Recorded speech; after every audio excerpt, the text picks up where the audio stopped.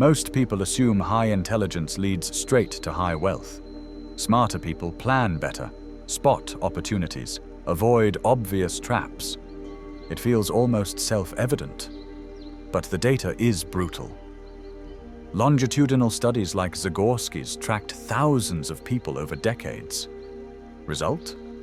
The correlation between IQ and net worth is surprisingly weak, around 0.16 to 0.20 at best. Income correlation is stronger, roughly 0.3, but even that flattens dramatically at the top end.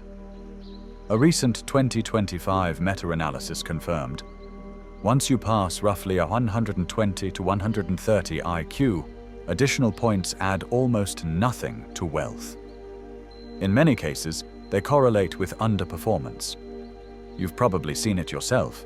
Brilliant engineers, doctors, founders, academics, quietly struggling financially, or worse, staying stuck despite their gifts.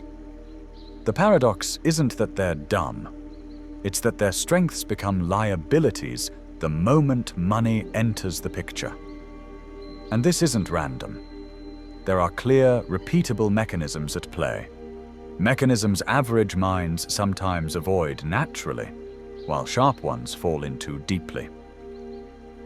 Let me walk you through them one by one. First mechanism: overconfidence, amplified by intelligence. Daniel Kahneman spent decades showing overconfidence is universal. We all overestimate our abilities, remember our wins, forget our losses, and believe we have more control than we do. But high IQ supercharges it.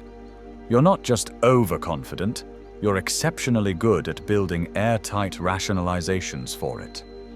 You spot patterns others miss. You construct elegant narratives.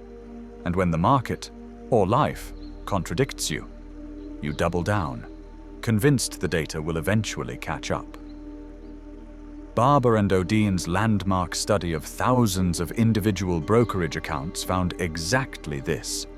The most active traders, often high performers with strong analytical minds, traded 67% more frequently and underperformed the market by 1 to 2% annually. Over 20 to 30 years, that small annual gap compounds into life-changing differences. Think about the physicist-turned-trader who built a model incorporating chaos theory and quantum-inspired algorithms. On paper, it was genius. He bet big, leveraged heavily, and when volatility spiked, not because the model was wrong in theory, but because markets are human and irrational, he refused to cut losses. He rationalized, the market will mean revert. 6 months later, account wiped. This isn't an isolated story. It repeats in boardrooms, startups, personal finances. The smarter you are, the more convincing your own story becomes, even when it's wrong. Have you ever caught yourself doing this? Thinking, this time is different because your analysis is so thorough. That's the trap in action. Second mechanism: complexity addiction. High IQ minds crave complexity. Simple feels inferior, almost insulting. They assume the correct answer must be sophisticated, layered, elegant. So they build elaborate strategies, multivariable models, exotic derivatives, AI-optimized portfolios with 50-plus moving parts. Meanwhile, boring index funds compound quietly at 7 to 10% year after year. Think of a chess grandmaster who overthinks a simple endgame. The position is straightforward, king and pawn versus king. But he sees 20 layers deep, anticipates counter-moves that never come, and ties himself in knots. He loses to a simpler player who just pushes the pawn. The same happens with money.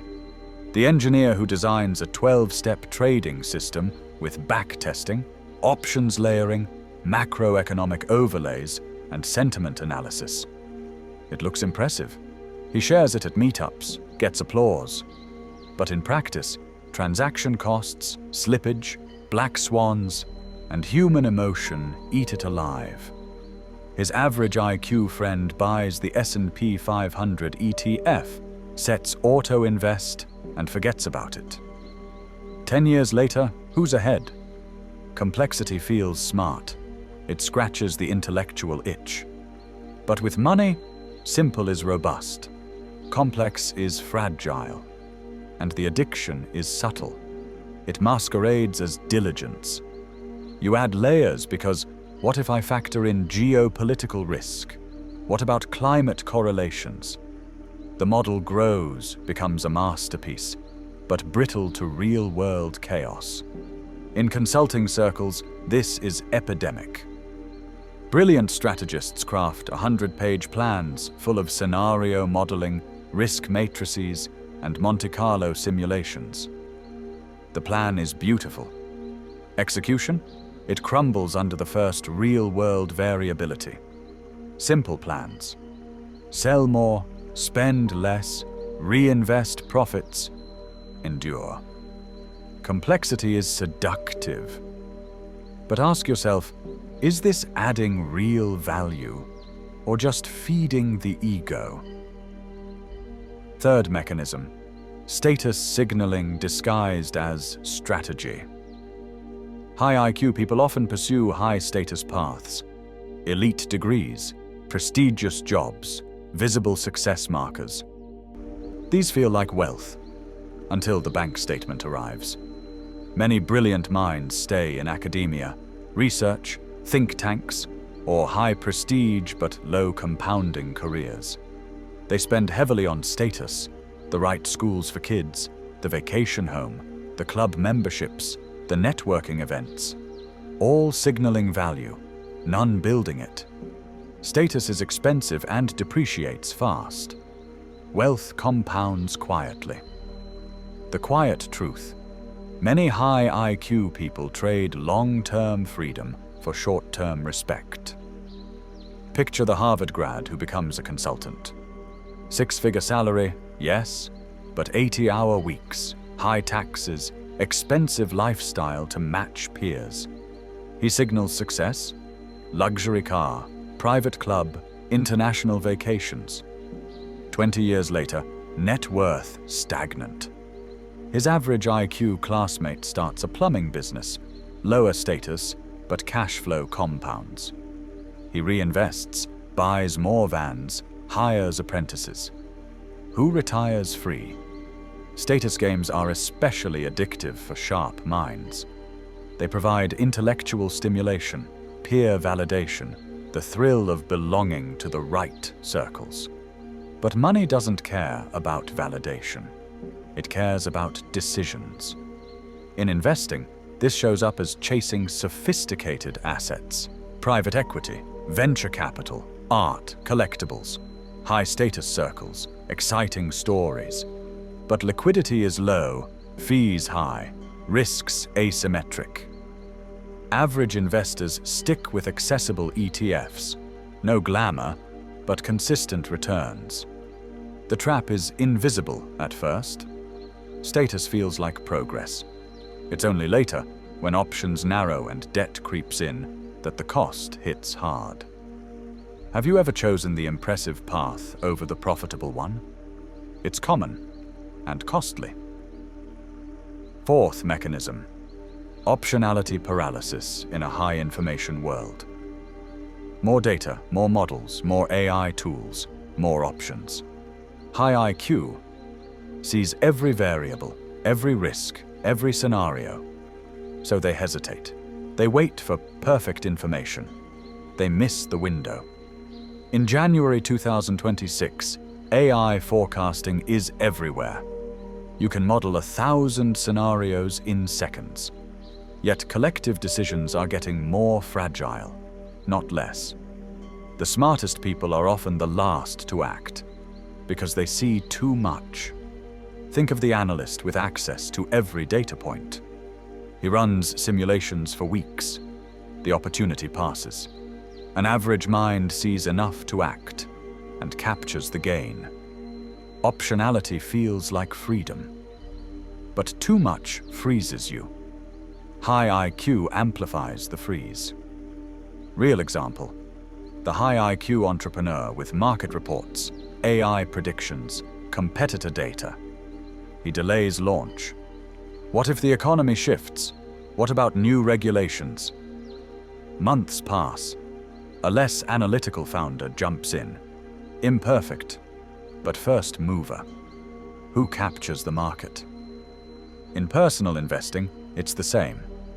The smart person waits for the perfect entry point. Analyzing charts, news, sentiment. The market moves without them. The paralysis comes from seeing the full picture. Average minds see a slice, and that's enough to move. In a high-info world, this gap widens. Give even more options, more forecasts, more what-ifs. The result? Delayed action, missed compounding. Now, the real patterns and costs. These mechanisms don't operate in isolation. They compound, creating vicious cycles. The high IQ doctor who overconfidently invests in biotech startups, his field, loses big. Then, to recover, he builds a complex recovery plan with derivatives and hedges. It fails under market volatility. The complexity-loving professor who builds a portfolio of 50 stocks, constantly tweaking based on latest research.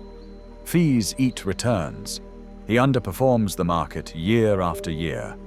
The status-seeking executive who spends to keep up with peers, the right schools for kids, the vacation home, the club. Debt piles up. Retirement delayed indefinitely. The paralyzed founder who waits for perfect market conditions, running endless AI simulations. Competitors launch first. Opportunity lost. These aren't rare anecdotes. They repeat in boardrooms, startups, personal finances. The cost? Not just one bad trade. It's compounding. A 2% annual underperformance over 30 years? $1 million becomes $1.8 million instead of $3.2 million.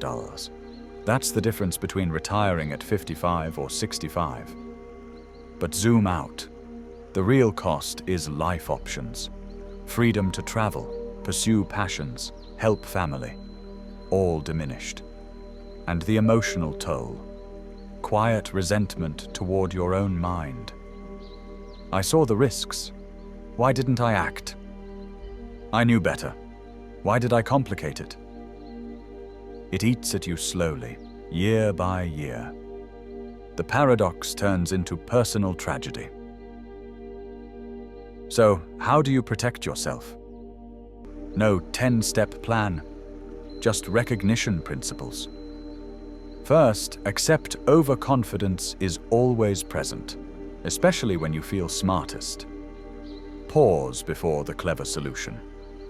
Ask, am I rationalizing? Am I ignoring simple red flags because my model says otherwise? Second, favor simple over complex. If the strategy requires a spreadsheet to explain, question it. Test, can I explain this to a 12-year-old? If not, it might be hiding fragility. Simple is robust. Third, separate status from wealth.